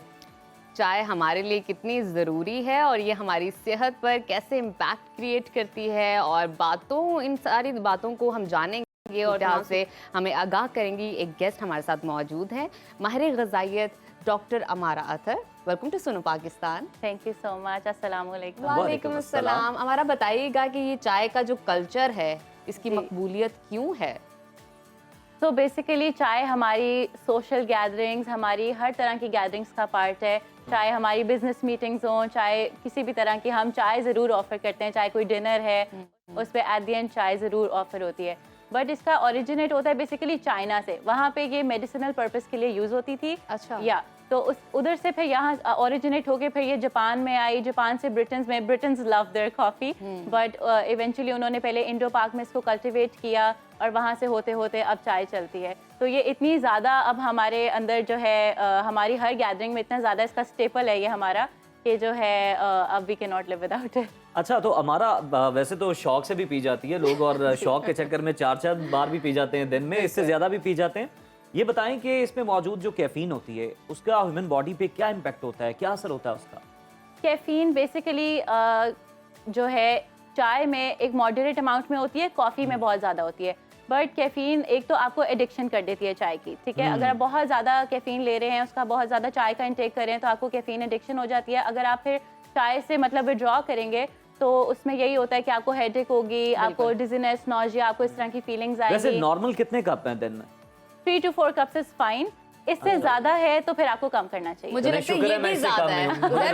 नहीं, मुझे लग रहा है ये भी ज्यादा है। और ये भी बताइएगा कि क्या ये हमारे स्टमक के लिए नुकसानदेह होती है? एक्चुअली तो सेकेंडली अच्छा वक्त कौन सा है चाय पीने का? अच्छा, जो पहले आपने कहा कि नो डाउट, बिल्कुल सही। अच्छा, पहले तो ये है कि स्टमक के लिए चाय एक्चुअली तो स्टमक के लिए अच्छी होती है बिकॉज देखा होगा आपने कि इसकी ना थोड़ी लेग्जेटिव प्रॉपर्टीज होती हैं इसमें कि जब आप चाय कंज्यूम करते हैं तो आपको हाजत होती है, ठीक है, you have to go to the bathroom. तो एक तो ये इसकी बहुत अच्छी आपका मेटाबॉलिज्म बढ़ाती है। बट जिन लोगों में एसिडिटी का इशू होता है तो वो उनको एसिड रिफ्लक्स होता है इससे, ठीक है ना, उनको हार्ट बर्न फील होगा। स्पेशली अगर आप इसका टाइम बहुत मैटर करता है कि आप किस टाइम पे इसको कंज्यूम करें। खाने के फौरी बाद करेंगे तब भी आपको हो सकता है, रात को सोने से पहले करेंगे तब भी आपको हार्ट अच्छा बर्न वक्त होगा। कौन सा पीने का? अच्छा वक्त ये है कि खाने के 15 से 20 मिनट बाद आप इसको लें। इवन रात के खाने पे भी, अगर आप रात के खाने के बाद भी, लोग जो बहुत एडिक्ट होते हैं चाय एंजॉय करना चाहते हैं, उनका यही है कि अगर आप 7:30-8 बजे अपना खाना खा लेते हैं तो 15 से 20 मिनट बाद आप पी सकते हैं। तो ये पी के नींद आ जाती है फिर उसके बाद? कॉफी पी के सो जाते हैं। जिन लोगों को आनी होती है उनको आ जाती है, बट हाँ चाय बहुत ज्यादा स्लीप के साथ कहा जाता है ना कि ये चाय और कॉफी ये आपको जगाने के लिए, आपको एक्टिव रखने के लिए जी। तो ये अच्छा, बड़ी थोड़ा सा ना हमारा इसको इन डिटेल डिस्कस कर लेते हैं। एक ब्लैक टी भी होती है और मिल्क टी भी होती है, दोनों में से कौन सी बेहतर है? वैसे तो एक तो खुश्क दूध की है ना और एक लिक्विड, और एक और है उसकी फॉर्म सेपरेट टी। बिल्कुल, हाँ जी, वो बड़े कम लोगों को उसका पता है, वो भी बड़ी अच्छी चाय होती है जी। अच्छा, पहले बात करते हैं ब्लैक टी की और मिल्क टी की। पाकिस्तान में तो मिल्क टी चलती है, दूध वाली चाय। ब्लैक टी विदाउट मिल्क वो है वैसे ज्यादा बेनिफिशियल वो, बिकॉज जब मिल्क ऐड होता है तो एडेड कैलोरीज हैं, ठीक है। पाउडर्ड मिल्क ऐड कर रहे हैं तो उसमें तो शुगर पहले से ही इन्वॉल्व होती है पाउडर्ड मिल्क में। जहाँ तक बात है कि कौन सी बेहतर है, ब्लैक टी जो है उसमें ज़्यादा एंटीऑक्सीडेंट्स होते हैं, बट देन उसका कैफीन कंटेंट भी स्ट्रॉन्ग है। इट ऑल डिपेंड्स कि आपकी प्रेफरेंस क्या है, आपके टेस्ट को कौन सी अच्छी लगती है। दोनों के प्रोज एंड कॉन्स हैं, लेकिन जो है दोनों बेहतरीन है। तो नजफ, आप अपने मेहमानों को ब्लैक टी तो नहीं सर्व करती? अच्छा, मैं खुद पसंद करती हूँ। पसंद करती है, लेकिन मेहमानों को ना पिलाइएगा, गुर्बत की निशानी जाती है। ये भी ठीक है, थैंक यू। अच्छा, मैं आपसे जानना चाहूंगी, अच्छा मिल्क की बात कर लेते हैं। एक पाउडर मिल्क है, एक लिक्विड मिल्क है, दोनों में से कौन सा बेहतर है? तो फॉर लाइक मेरे एक्सपीरियंस से पूछें तो मुझे तो यही है कि जो मिल्क होता है, जो डब्बे वाला दूध है, प्रोवाइडेड कि वो टी वाइटनर ना हो, ठीक है, तो वो ज़्यादा बेनिफिशियल है। बिकॉज अगेन जब आप पाउडर्ड मिल्क यूज़ अब करते हैं, तो फूड अथॉरिटी की जानिब से कह दिया गया कि आपने वाज़ेह तौर पर लिखना है पैकिंग के ऊपर, मेंशन करना है ये दूध नहीं है, ये टी हाँ, वाइटनर टी है। हाँ वाइटनर जी, है ये। और लिखा भी होता है। तो यही है कि दूध, अब फ्रेश मिल्क भी जो है वो जिन हालात में पाकिस्तान में मिलता है आजकल, कभी उसमें पानी मिला हुआ है, मक्खियाँ बैठ रही हैं, इस चलें तरह का शुक्र सारा करें पानी वाला मिल रहा है, अब तो पूरे का पूरा दूध केमिकल से तैयार हो जाता है जी, तो कि वीडियो से भरी पड़ी है, आप देख सकते हैं सोशल मीडिया। हाँ जी, तो लेकिन पाउडर्ड मिल्क जो है, एक और रिसर्च भी आई है कि वो जो टी बैग होता है ना, टी बैग, क्योंकि पाउडर्ड मिल्क उसी के साथ ही यूज होता है यूजुअली, तो टी बैग जो होता है उसमें ब्लीचिंग एजेंट डाला हुआ होता है, तो वो इटसेल्फ बड़ा हार्मफुल है। या तो ये फैक्टर है। दूसरा लेकिन यही है कि पाउडर्ड मिल्क जो है ना, उसमें एडेड शुगर्स होती हैं, उसका न्यूट्रिशनल कंटेंट इतना अच्छा नहीं है जितना फ्रेश मिल्क का है। तो यही है कि आप उसको जो है फ्रेश मिल्क जो है वो बेशक यूज़ करें, बेशक डब्बे वाला दूध, प्रोवाइडेड वो दूध हमारा हो। हमें ये भी बता दें कि देखते हैं कोई बच्चा बीमार है, मेडिसिन दे रहे हैं, साथ वो छोटा सा बच्चा उसे चाय भी दे रहे हैं। एक तो ये बहुत बच्चों के लिए सिचुएशन चाय है, सेफ है? हाँ, ये Is जो it safe? उज़ैर ने बहुत एक्सप्लेन किया है। गलत दूसरा एक practice और उज़ैर एक सिचुएशन है जो लोग पसंद करते हैं ना चाय, वो अपने बच्चों को भी पिलाने लग जाते हैं, ये नहीं, देखे नहीं। बगैर कि इसकी उम्र क्या है, किस उम्र में पिलानी कहते हैं चाहिए। इसका टेस्ट डेवलप हो गया, मेरे साथ टेस्ट हाँ। नहीं, बच्चों के लिए caffeine it's a big no before the age of 12। 12 years का बच्चा कैफीन नहीं ले सकता, क्योंकि चाय में कम कैफीन होती है। तो आप उसको जो है 5-6 साल से बड़े बच्चे को आप उसको थोड़ी चाय दे सकते हैं, पर कॉफ़ी तो बिल्कुल भी नहीं दे सकते, और वो भी बिल्कुल थोड़ी अमाउंट में। फिर 12 से 18 साल के बच्चे, क्योंकि उन्होंने पढ़ाई करनी होती है, उनको जागना होता है कभी, तो उसके लिए तो एक्टिव हमारे रहना कुछ होता है। माओं का तो हमने देखा है, हमने खुद भी ये विटनेस किया है कि उनका ये ख्याल है शायद फीडर में डाल के देने से ये बहुत सेफ हो गलत। जाएगा। नहीं, बहुत ये फीडर्स भरे होते हैं चाय के नॉट साथ। At all. आप उसको चम्मच भी नहीं दे सकते कि जी गला साफ हो जाएगा, आपने उसको नहीं देनी। आप उसको गर्म पानी पिला दें गला साफ करने के लिए, चाय देना नीम गलत गर्म है। दूध पिला सकते हैं, नीम आप गर्म उसमें दूध क्या? पिला दें जी। बिल्कुल ठीक। अच्छा, हमारा एक और सवाल आपसे पूछना चाहूंगी। एक ना बाकी रह गए उज़ैर, सवाल। हाँ उज़ैर, आपने भी सुना होगा, कुछ लोग कहते हैं कि चाय मत पियो रंग काला हो जाएगा, चाय हाँ, मत ये पियो रंग बात काला। है, बड़ा अच्छा ये सवाल क्या आपने किया, पर्सपेक्टिव $1 है, ये million क्या question है। एग्जैक्टली ये क्या माइंडसेट है, it's not- क्योंकि अगर ऐसा है तो आधे से ज्यादा लोग काले होने चाहिए।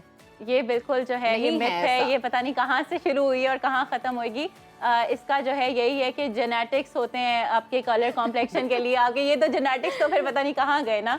तो ऐसा कुछ नहीं है कि चाय पीने से रंग काला हो पीने से आप काले जाएगा। हो हाँ, आपके दांत जरूर स्टेन हो जाते हैं, आपको दांत का ख्याल, अपने टूथ हेल्थ का ख्याल रखना चाहिए, लेकिन रंग काला हो जाएगा ये बिल्कुल ऐसा तो कुछ नहीं उज़ैर होता। आप खुल के पी सकते हैं कोई मैं तो आपको पता प्रॉब्लम है नहीं पहले है। भी पीता हूँ, मुझे तो उसमें कोई मसला ही नहीं है। मैं तो बल्कि चाय मुझे पसंद है, मैं एडिक्टेड क्या चाय बात, का, अब उसके आप बिना और मेरा पी गुजारा सकते नहीं हैं। है, मेरे सुबह का आगाज नहीं हो सकता। अभी नाज़रीन, वक्त है, अब छोटी आप सी भी ये डिसाइड करें कि आपने कितनी चाय पीनी है। हम एक ब्रेक पे जाते हैं, उससे फिर होकर वापस आपके पास आते हैं। देखते रहिए सुनो सुनो Pakistan. Welcome back to Suno Pakistan. नाजरीन, मियाँ बीवी का रिश्ता किसी भी माशरे की बुनियाद समझा जाता है, मगर अफसोस की बात यह है कि आज की तेज़ रफ्तार ज़िंदगी में बढ़ती हुई अदम बर्दाश्त और माली दबाव समेत बहुत सी दूसरी वजूहात हैं जो इस रिश्ते को कमज़ोर कर देती हैं। एक रिपोर्ट के मुताबिक पिछले चंद सालों में पाकिस्तान में तलाक की शरह में इजाफा हुआ है, एंड दैट इज़ 35%। और ख़ास तौर पे ये जो इजाफे का रुझान है, लाहौर, कराची और इस्लामाबाद के शहरों से ये शरह में इजाफा हुआ है। जी बिल्कुल, और अगर हम सिर्फ लाहौर की ही बात कर लें तो अदालती रिकॉर्ड ये बताता है कि गुज़श्ता 8 माह में 5,500 से ज़ायद ख़वातीन ने अलहदगी के लिए दरख्वास्तें दायर की, जबकि इस वक्त लाहौर की अदालतों में सिर्फ तलाक के ही 11,000 से ज़ायद मुकदमात ज़ेर इल्तवा हैं। इसके अलावा ख़वातीन की जानिब से खुला के हर रोज़ औसतन 60 केसेस रजिस्टर्ड किए जा रहे हैं। पाकिस्तान जैसे नज़रियाती और मज़हब के नाम पर कायम होने वाले मुल्क में तलाक की बढ़ती हुई शरह और इसकी वजूहात पर बात करेंगे। हमारे साथ मौजूद हैं रिलेशनशिप कोच एक्सपर्ट हैं Mrs Khan. Welcome to Suno Pakistan. और इसके साथ साथ स्टूडियो में हमें ज्वाइन किया है मारूफ सीरत स्कॉलर डॉक्टर तारिक शरीफ ज़ादा साहब। Welcome to Suno Pakistan. बहुत शुक्रिया। पहला सवाल मिसेस खान आपसे करना चाहूँगी, आपको क्या लगता है क्या वजह है कि पाकिस्तान में ये जो तलाक की शरह है उसमें इजाफा होता जा रहा है?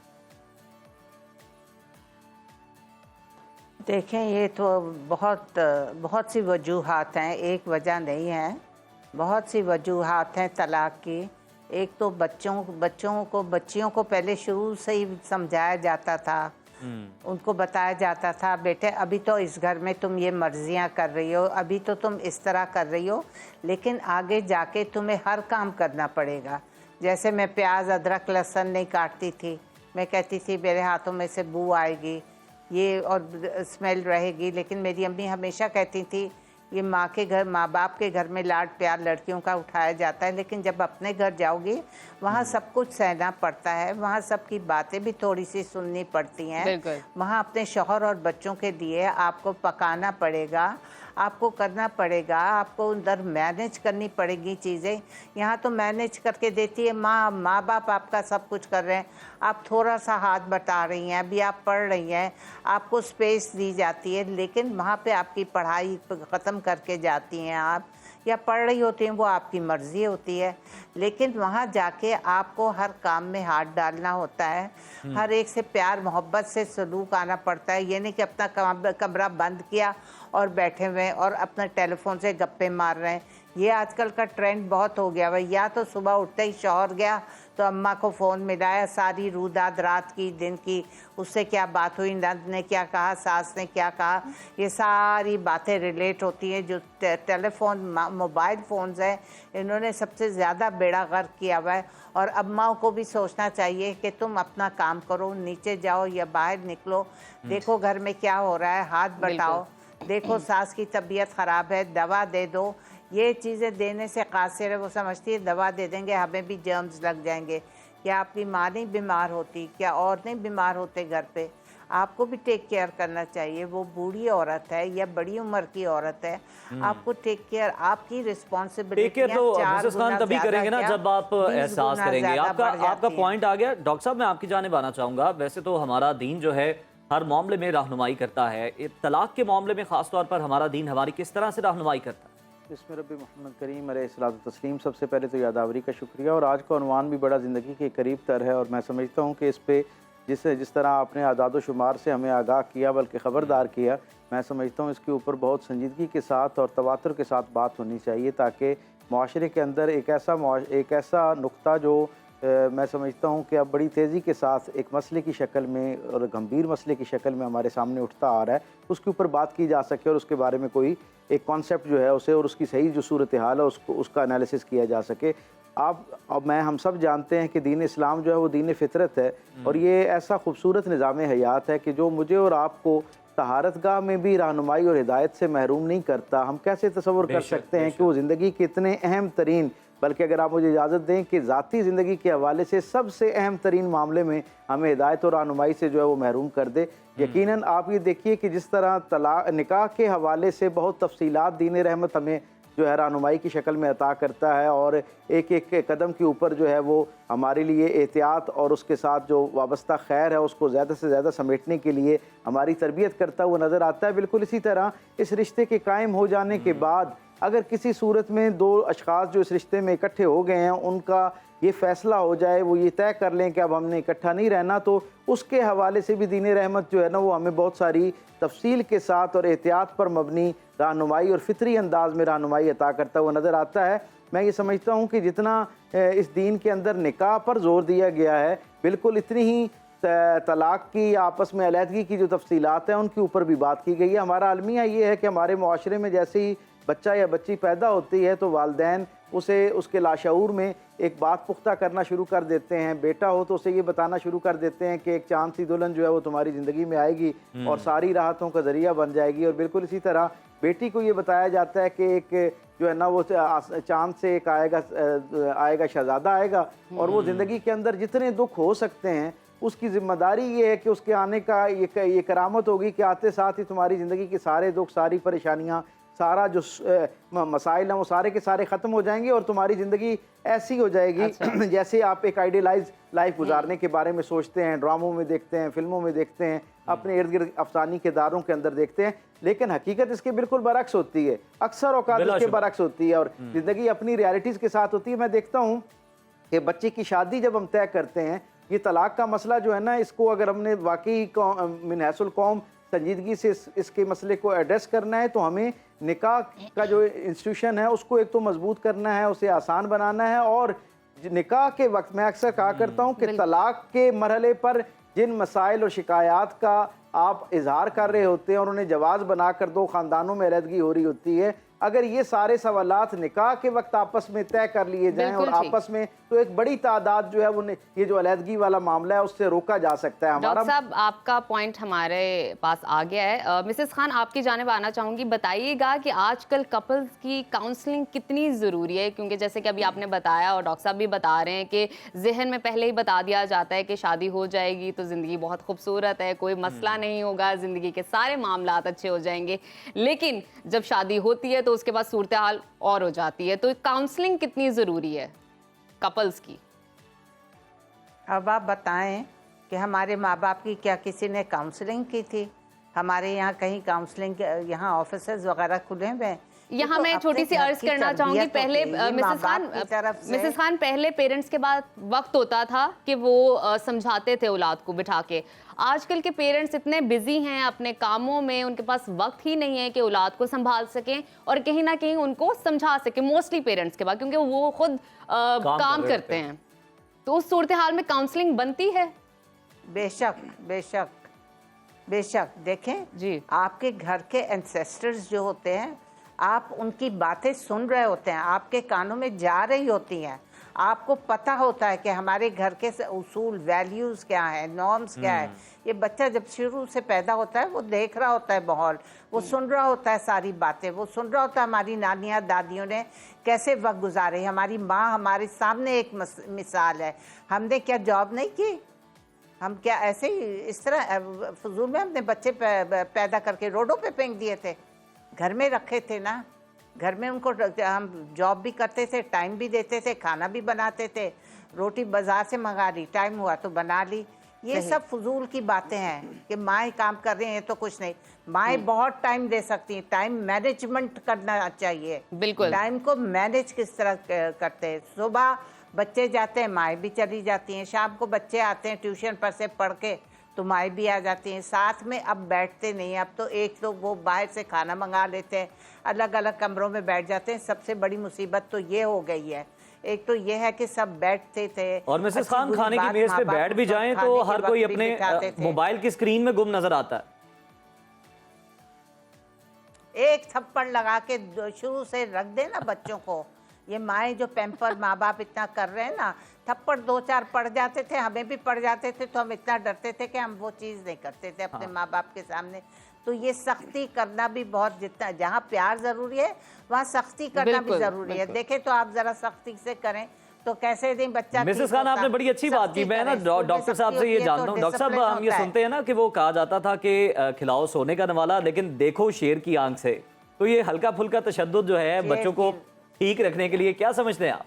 बुनियादी बात यह है कि तरबियत असल मतमय नज़र है। असल टारगेट जो है वो तरबियत करना है। तरबियत के लिए जितने ज़राए इस्तेमाल होते हैं और मारूफ ज़राए हैं, इस अंदाज में तरबियत की जानी चाहिए कि जिसमें कम से कम तकलीफ़ के साथ आप जो है बच्चों की आदत को अच्छे अंदाज में पुख्ता कर सकें, क्योंकि ये जो आदत हुआ करते हैं यही आगे चल के हमारा मिजाज बना। बड़ी अच्छी बात की पुख्ता ज़हनी पुख्तगी कितनी ज़रूरी है शादी से पहले ये जांचना जोड़ों की, क्योंकि फिर हम देखते हैं कि आप समझते हैं कि कम उम्री की शादी भी जो है ये भी तलाक की वजह बनती है आगे जाके। असल में सबसे बुनियादी बात समझने वाली ये है कि हमारे यहाँ निकाह दो लोगों के दरमियान नहीं होता।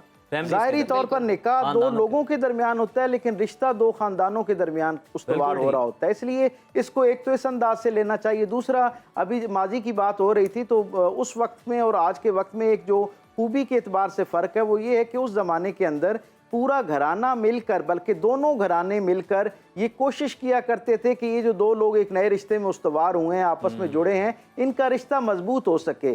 किसी तरफ से भी किसी नाम गैर मुनसिफाना बात के ऊपर जो है वो हौसला अफजाई नहीं हुआ करती थी। ये नहीं देखा जाता था कि ये मेरे घर की बेटी है, वो उसकी साइड। जी हाँ, ये मेरे घर की बेटी है इसलिए मुझे हर कीमत में इसकी हर जायज नाजायज बात पे इसको सपोर्ट करना है। डॉक्टर साहब आपको ऐसा लगता है कि ये जदीद तर्ज जिंदगी जो है इसकी वजह बन सकता है तलाक की? क्योंकि अमेरिका, चाइना और रूस में जैसे कि हम जानते हैं तरक्की याफ्ता ममालिक हैं और वहाँ पे तलाक की शरह बहुत ज़्यादा है। असल वजह यह है कि ये गैर ज़रूरी प्राइवेसी को तो खुद इस्लाम बड़ा प्रमोट करता है और उसकी बड़ी हौसला अफजाई करता है, बल्कि इस्लाम ने ही हकीकी मानों में लोगों को उनकी प्राइवेसी जो है उसका हक दिया और उसके बारे में तवज्जो दिलाई। लेकिन ये जो गैर ज़रूरी प्राइवेसी के नाम पर हम लोगों को शुतर बेमुहार छोड़ देते हैं, जैसे अभी बात हो रही थी कि औलादें जो हैं वो अपने अपने कमरों में हैं और बिला मुबालगा कई दिन तक या तो मुलाकात ही नहीं होती बच्चों के साथ वालिदैन की, और अगर मुलाकात हो भी जाए तो वो जो जिस अंदाज में बातचीत होनी चाहिए, जैसे पहले ज़िंदगी के सारे मौजूआत पे बात हुआ करती थी, ज़िंदगी करने का तरीका सलीका उस पर बात हुआ करती थी,